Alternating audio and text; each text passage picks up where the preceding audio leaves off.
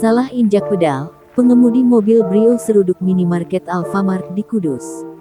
Mobil Brio warna kuning menabrak gerai Alfamart di halaman SPBU Kerawang, Desa Hadipolo, Kecamatan Jekulo, Kabupaten Kudus, sekitar pukul 6.17 Senin tanggal 28 Maret tahun 2022. Kanit Laka Satlantas Polres Kudus, Ibda Firman Abid Prasetya menjelaskan, pengendara mobil Kavi Kurnia, 20 tahun, warga Bulung Kulon, Kecamatan Jekulo, Kabupaten Kudus bermaksud akan parkir di depan Alfamart. Dalam kejadian tersebut, tidak ada korban luka atau meninggal dunia. Namun terdapat kerugian material karena rusaknya dinding kaca. Beberapa etalase pun terlihat berantakan akibat tabrakan mobil tersebut.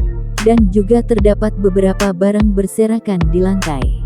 Corporate Communication Regional Manager PT Sumber Alvaria Trijaya, Muhammad Faruk Asrori menjelaskan, terkait kerugian yang akan ditagihkan kepada pengendara mobil masih dirundingkan manajemen. Kronologinya, konsumen yang berbelanja ada 3 orang. 1 berada di mobil, dan 2 lainnya sedang berbelanja di toko.